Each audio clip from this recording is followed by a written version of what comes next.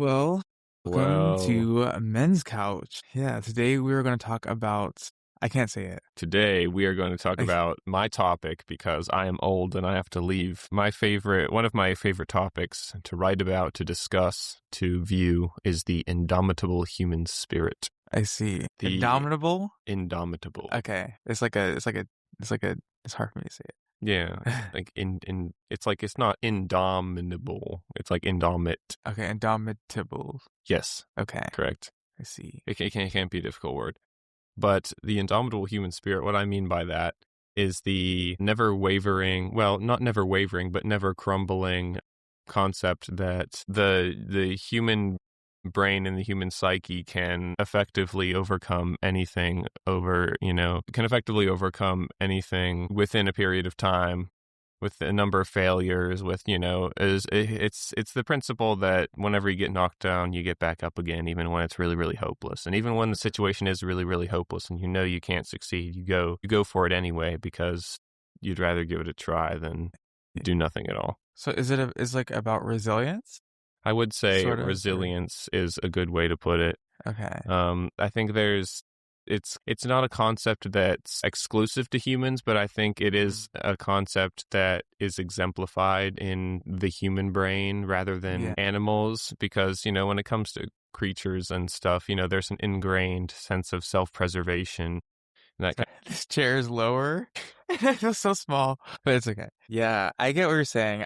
I think it's really cool. I think the idea that our sense of self is more resilient than we like to think or perceive. I think it's a motivator for change. I think it's also, when you're dealing with like high stress situations, I think that's also something that's very motivating to like, because I feel like when we're going into stressful situations, whether it be like seasons or transitions, we're always like, well, I don't know if I can handle this. I don't know if I'm going to be able to handle like the next step or the next season. Yeah, it's that idea that like the indomitable human spirit comes that it's within us even when we feel like it's not, and we feel like we can't do anything about something, but deep down we really can. And it's kind of like that thing you see when it's, people, when there are tragedies happening all around people. There are people who stand up and step up and save people in situations where, in a more accessible matter. It's like if your team is losing really badly in a game of sports and everybody's just feeling down, you don't want to, just accept defeat. You want to rile up your team for one big final effort. And that's kind of the idea that we're getting at here.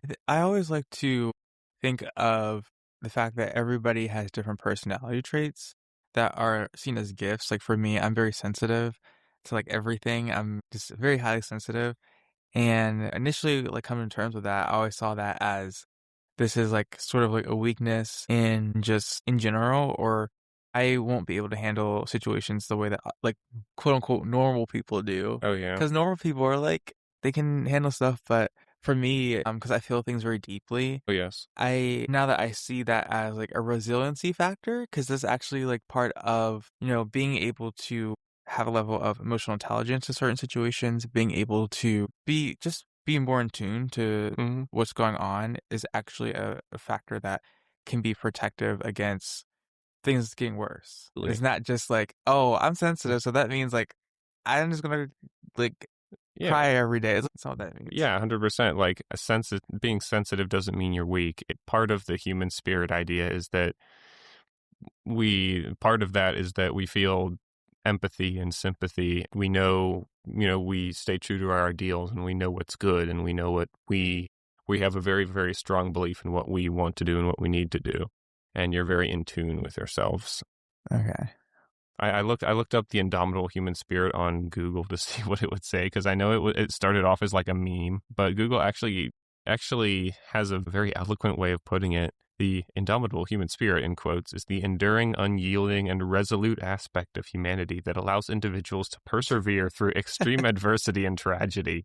It is an inner strength and unwavering will that propels people forward when facing seemingly insurmountable challenges, allowing them to rise above their circumstances and overcome the odds. This is actually the most eloquent I've ever heard Google AI be. This concept has philosophical roots in existentialism and stoicism. There we go.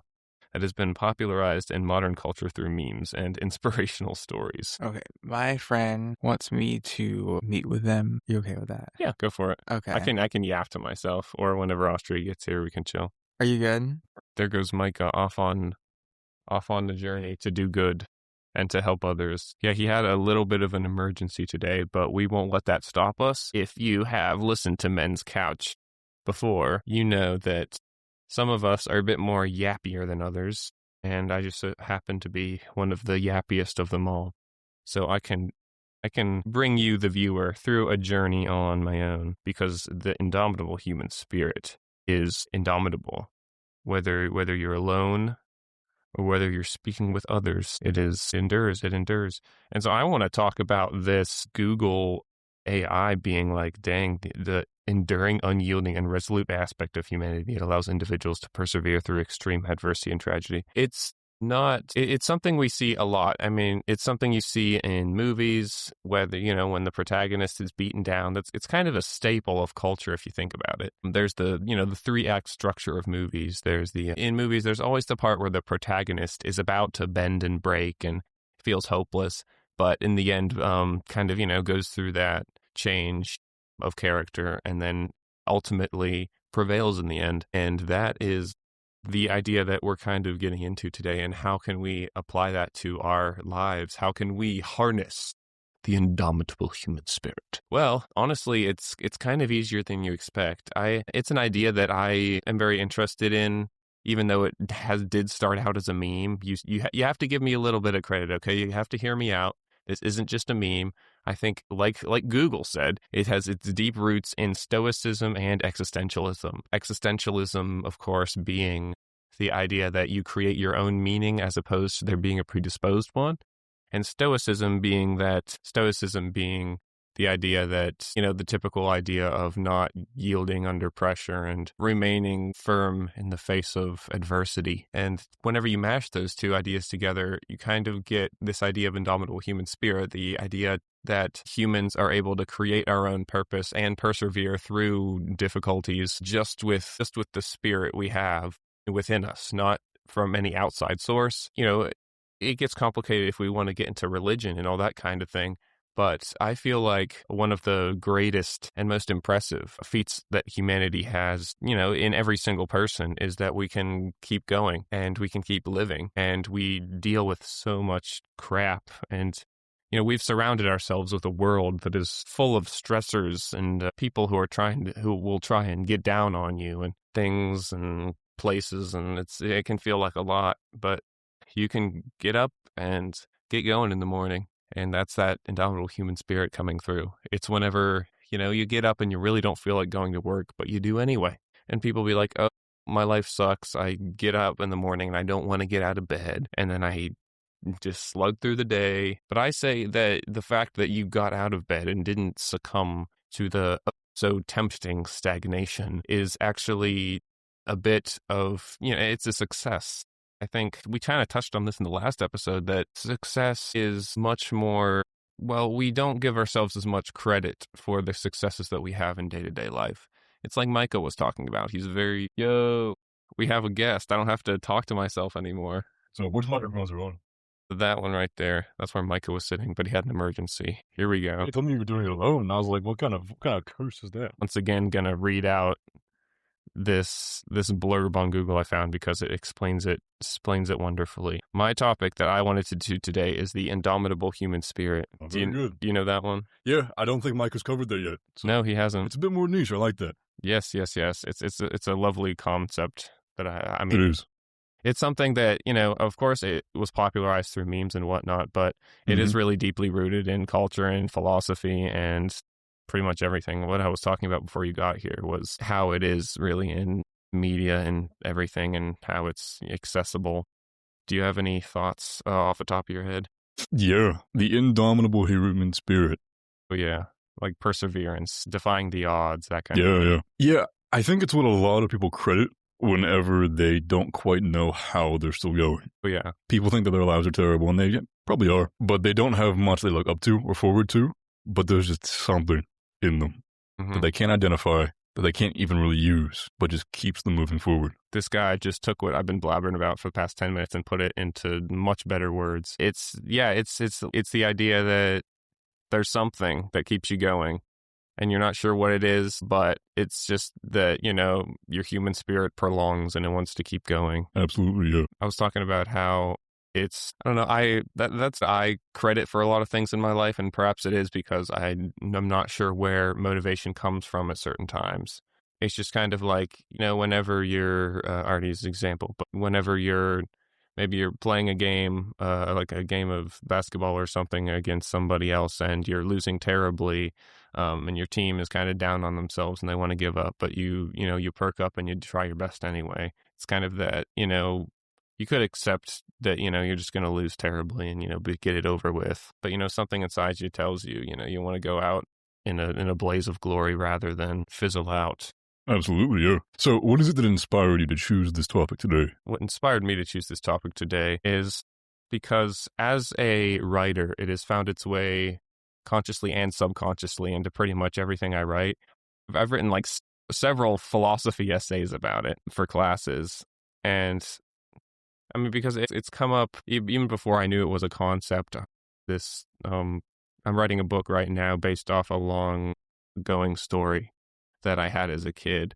And I realized that comic series that I made as a kid, it kind of encapsulated the idea of the spirit that just keeps going no matter what. And I felt like that was kind of me projecting that I had this desire to be indomitable and not fold under circumstances, because like Micah was talking about before, he had to run off and save the day.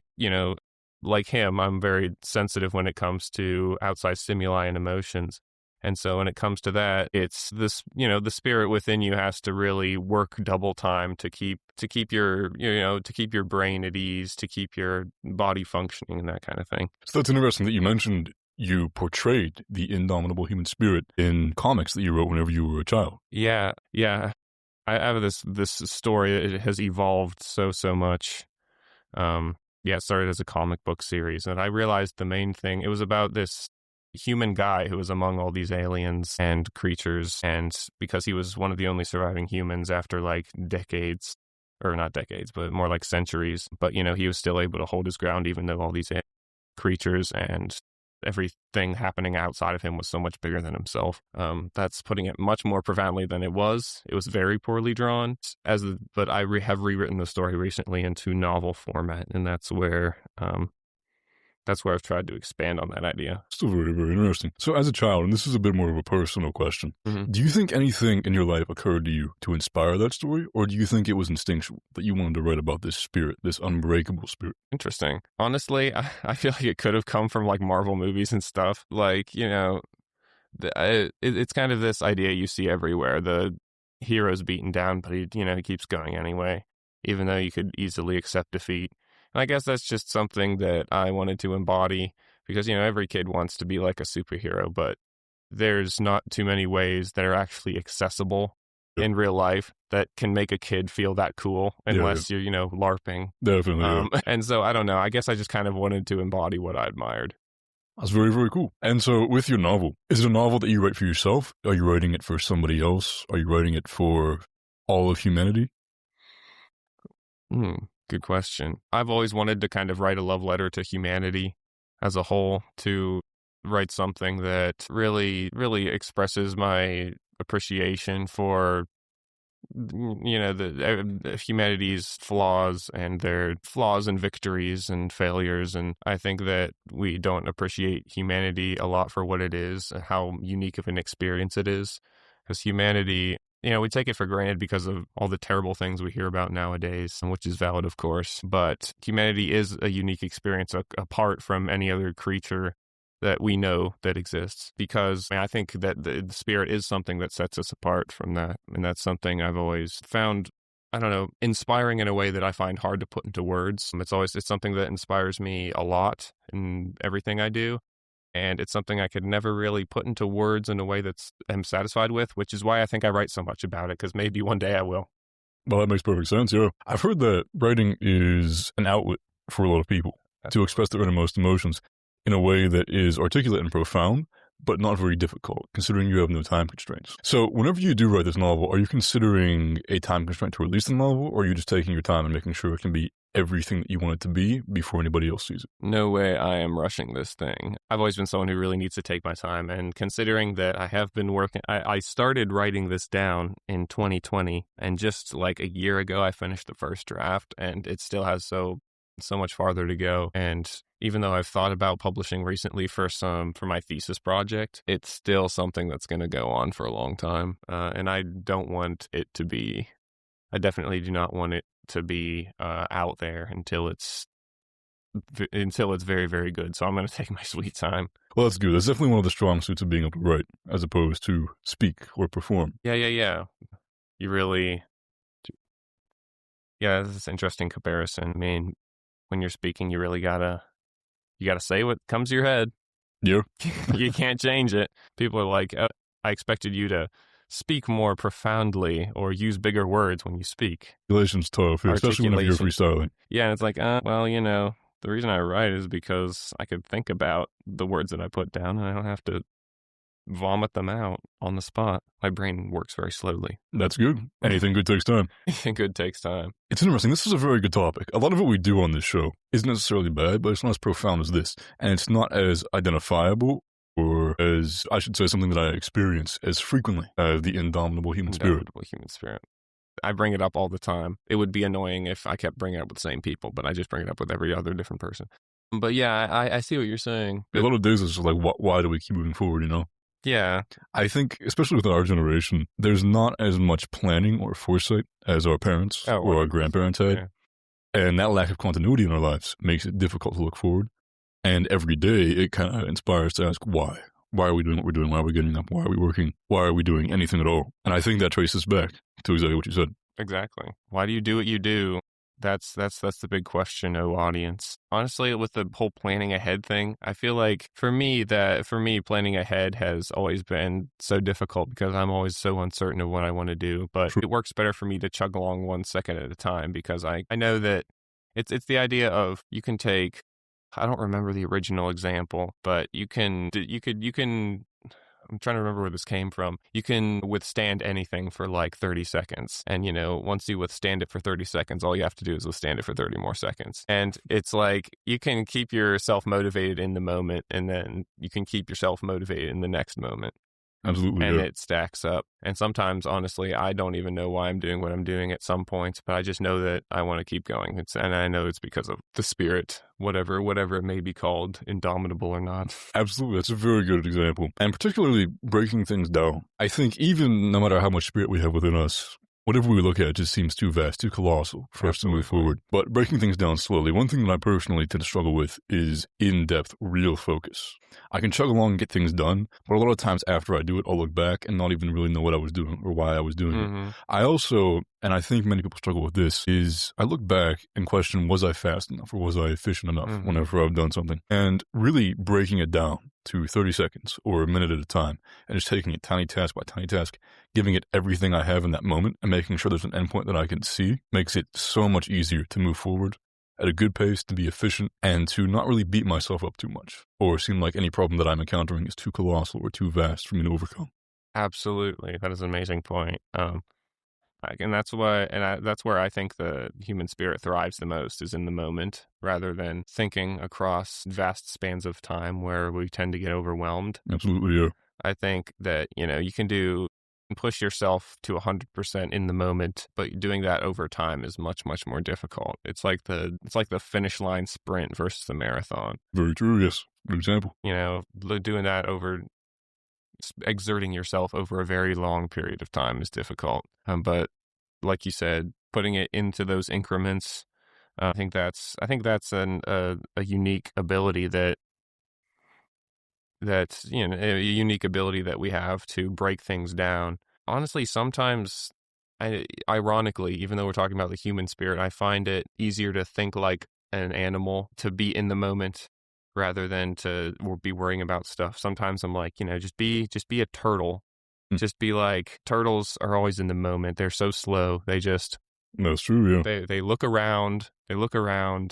and then they take their next step, and then they stop, and then they look around for like 30 more seconds, and then they take another step. Well, that is the benefit. If you move slow, you can always see where you're going. It's absolutely. If you move slow, you can always see where you're going. And yeah, I find it useful to think like to pretend like there's not a whole lot to life. All that there is to life is right now, even though that's not actually true. Sure. Yeah, I think that oversimplification and both overcomplication are both evils in their own right. They are. And so finding the Goldilocks zone between those two will help you obtain that peace. And also not have to rely on your spirit constantly. It's a nice thing to have, but using it every day does get tiring. It's true, because the indomitable human spirit, it may be indomitable, but it is not unbendable and is not unbreakable. Absolutely. It can snap under pressure, but the entire idea of it being indomitable is that, it's never gone for good. I think you did bring up a good point. It's not good to rely on your spirit constantly. I think that you should, this is a good topic. What do you think you should rely on when your spirit is wavering?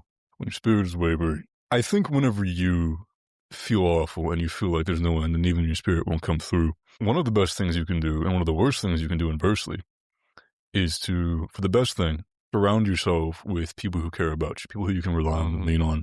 Inversely, isolating yourself, blaming yourself, trying to deal with whatever it is that you're going through alone will only compound the difficulties that you feel. So that would be my solution whenever it's wavering. What is your solution? Interesting. Yeah. Well, the reason I asked you is because I wasn't sure what I wanted to say. Oh, that's fair. I'll change the question. And no, it's okay. I'll come with something. But yeah, the idea of having people around you, it's going to happen. You're going to bend, you're going to break, and you're going to hit rock bottom in any number of ways. But I think the idea that I latch onto when I am down and don't feel like getting up today is that I can get up later. That the spirit doesn't have to be indomitable right now. It could take a break. That's fair, yeah. And that, it can recharge and it could come back. Like, you don't have to get up today. You can get up tomorrow. But as long as you keep chugging through it. That's a very good point, yeah. Yeah, I think trying to move too fast is one of the worst and most fatiguing things you can do to yourself. Absolutely. I would argue that almost a majority of the issues that people face now are just a consequence of trying to push too far, too quickly. Oh, yeah. Slow down, you crazy child. Yeah, burnout is a tough thing. Absolutely. But Vienna is waiting for you. I swear I get half of my concepts from Billy Joel songs. Yeah, that is a very, very classic song. I love Vienna. Yeah, and then what song is that in? I think it's in Allentown. It's hard to keep a good band down, but I won't be getting up today. That's one of my favorite song quotes. That's a perfect quote to allow what you just said. Yeah. And those are both very popular songs. Yeah, which Billy. I think reflects the general public sentiment that It's people everywhere. are moving too fast, doing too much. Just relax. Yeah. It's kind of hard to manage, though. The speed of life is a complex thing. It's very complex because you want to be doing your best, but when you chug along like that and then you reach burnout, but then you go too slow and you don't accomplish anything. It's like everything, like every single episode, we always talk about moderation because that's kind of it's the baseline for mental health. The baseline of most things, I would say. But yeah, that is a very, very good point. I think especially throughout my life, the worst times in my life looking back are whenever I have tried to move forward too fast. And I wouldn't say the worst times in my life in the other regard of not moving fast enough, but there's certainly times that I don't look back on very fondly. I think wasting time or wasting years is something that a lot of people feel like they've done with their lives.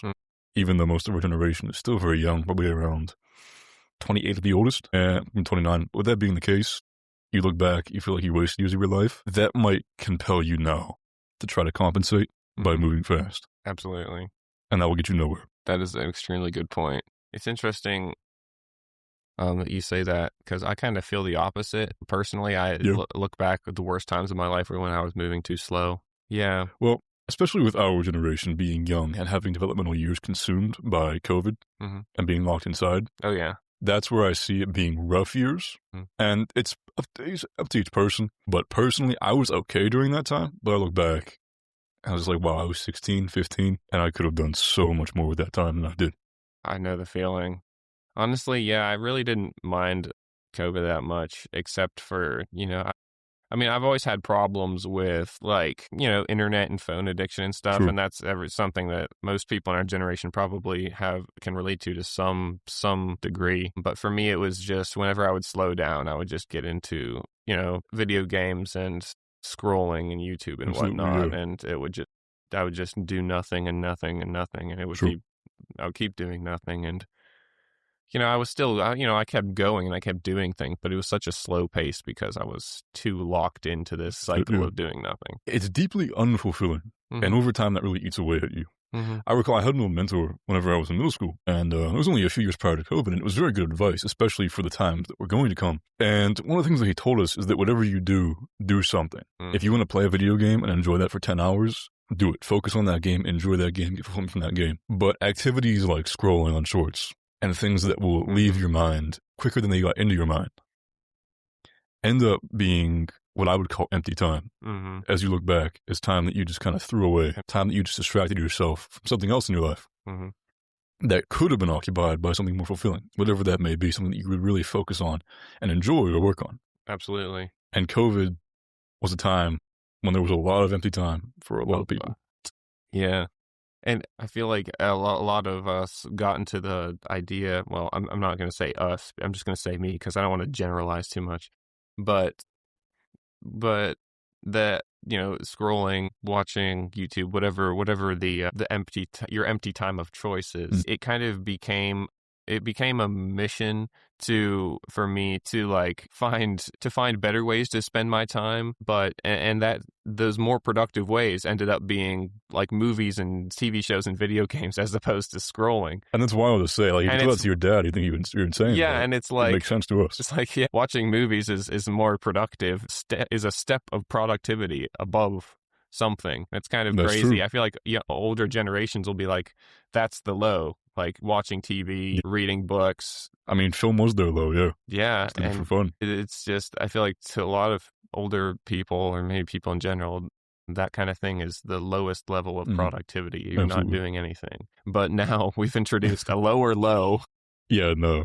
There is no bottom. There is no bottom. Yeah, yeah. For us, I like that you mentioned reading as well. I think reading, although it is entertainment and leisure, depending on what you're reading, it can still be, in my opinion, the most fulfilling method of entertainment. As opposed to playing games is fun, but they come and go, they fade. Especially nowadays, they're just awful. Movies, okay, but books. It feels like you're accomplishing something to an extent whenever you read through a book. And I think a lot more of what I read stays with me than what I watch or play. Absolutely. And it's for that reason that I think it's the most productive method that is also sort of leisure. So you're not fully wasting your time, but you're not also exhausting yourself working. Honestly, I think I was probably wrong to put TV and reading in the same category. I think,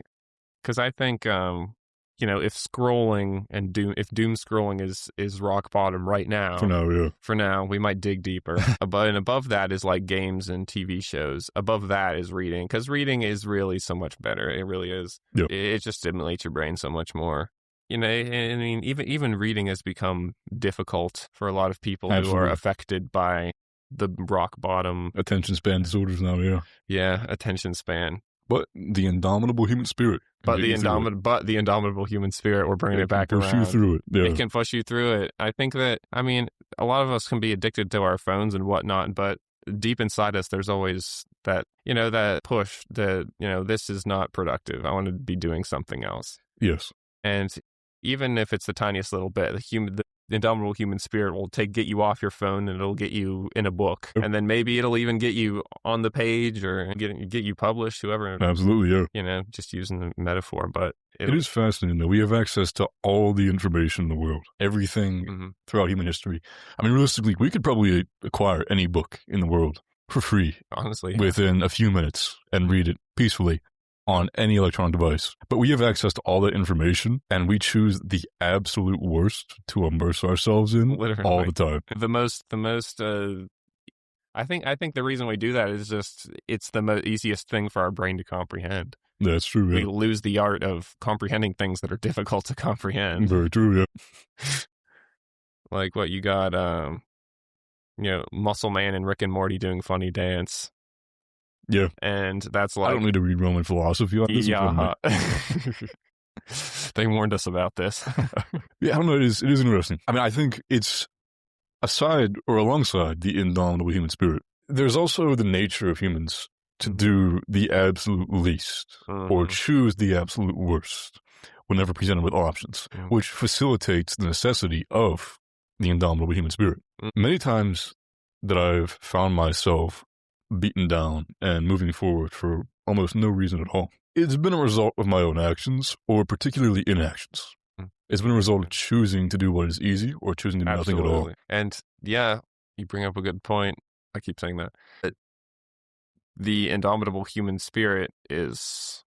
We should come up with a name for whatever the anti-indomitable human spirit. There should be a name for this. See, it's such a robust concept, though. It's kind of tough to encapsulate in just a few words. It is tough to encapsulate, but it's that idea that there is, with as strong as the spirit is that's pushing you to do greater things, there's a slump that's trying to pull you down, trying to pull you to a more chill level where you don't have to worry. It's kind of that self-preservation that's ingrained into the human brain, but it's also kind of overstaying its welcome a lot of the time because it makes you want to take the path of least resistance. Absolutely. Yeah, seeking out comfort is one of the greatest curses that you will ever apply to yourself. Absolutely. It's very nearly impossible to grow from a point of comfort. And I think stagnation is really what throws a lot of people into a slump. And whenever you never seek discomfort, whenever you always stay in some sort of comfortable zone where you never grow, stagnation becomes inevitable. Absolutely. And with that comes all sorts of other issues. Yeah, stagnation. But the biggest enemy of the indomitable human spirit. And now more than ever, so easy to stay in a comfort zone. And I think a lot of people are staying in their comfort zone nowadays because it's hard. It's increasingly harder to be outside of it. I think that a lot of people prefer doom scrolling over consuming actual information is because they don't want to see bad news. They don't want to see that it's not going to be easy to get a job, and when they're going to need to pay $100 for a sandwich, that kind of thing. But I find myself asking, how is the indomitable human spirit going to push past it? Not like, will it? Because I think it will. I think that humans are nasty to an extent, but I also think that the potential for good for humanity is higher than its potential for evil. So I would say that's that would be a good, it's a refutable statement for sure. But I feel like we haven't seen the extent of humanity's goodness. Well, I think achieving goodness is a much more difficult path than achieving any level of evil. And that's why we haven't seen it. You can achieve evil without easy. Trying. Very, very easy, yeah. Which is why we see so much more of it, I think. Yeah, burning a building down is much easier than building one.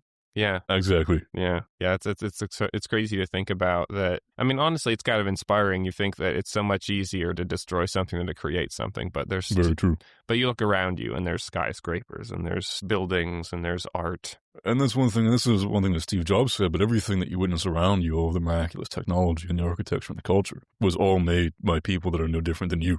Absolutely. Yeah, things like that. See, that's the indomitable human spirit that sticks in my head and keeps me going every day, is just thinking about little things that it's like, yeah, we could have blown up the earth by now, but we decided to build on it and create new things with what it's given us. Very true, yeah. And historically, we have not settled for comfort, and we have not taken that path of least resistance, because the path of least resistance is destruction, I would say. No, it very much is, yeah. If not destruction, then I would call it decay. Yeah. Decay. I think it's a very good way to say. Yeah. Yeah, you could have a beautiful home. The path of least resistance is to just leave it, never maintain it, and it'll be comfortable for a little while. But eventually that incites decay. Your roof collapses in, your yard gets overgrown, and what you once had that was beautiful, that could still be beautiful, that could be even more beautiful whenever you first had it, is now a rotting, decaying mess. Truly, yeah. It's like you can leave your room to become a mess. That's path of least resistance, which is why I think it's hard for a lot of people to stay cleanly. And I'm not gonna sit on my high horse and be like, if you don't want dirty surroundings, you're a nasty pig, because I am also someone who is not always cleanly. But it's just the point that all of us are weighed down by this something. We need like two adjectives to go before stagnation or perhaps decay. Stagnation and decay, those are good the inevitable human decay. Yeah, that's kind of depressing. I don't know about that. Yeah, that's pretty depressing. But yeah, I mean, we're all pulled down by a force as well as lifted up by one. True. And I think you can decide which way to go. It's not always a clear-cut decision that you make consciously, but I think it's a choice you can make if you decide to, if you put your mind to it and your soul to it. Absolutely, yeah. I'm gonna choose decay. Yeah, do difficult things because they're difficult. Absolutely. And because they test you, and because they push you to your limits. I think you'll sleep a lot sounder at night doing that. Absolutely. As opposed to taking it easy all day. And throughout the span of your life, as you continue to challenge yourself, to innovate, to push yourself to your limits will increase beyond anything you could imagine. And you'll spend every day and every night with fulfillment. Yes, sir. Yes, sir. The potential for improvement is boundless. Very true. Because there's so much that hasn't been accomplished yet, and there's so much that we don't know can be accomplished. Years from now, we'll be like, wow, we didn't know that was impossible. Well, we thought it was impossible. We didn't know it was possible. Now it is. That's very true. Yeah. The indomitable human spirit, it's within you. Within us all. It's within us all. It's there to bring you up when nothing will. It's something that you can latch on to and Absolutely. that you can... as long as you don't choose comfort, is to do something more. The indomitable human spirit will be by your side in that journey. Absolutely. Choose discomfort, and everything will become comfortable. Good. With that, absolutely. Thank you for listening, and I'll see you next time. Thank you for listening. Bye-bye. And peace out for me forever. Oh, that's true. I'm graduating, so thank you. Thank you for having me on the show, everybody, and good night. Thank you for being on the show. Good night.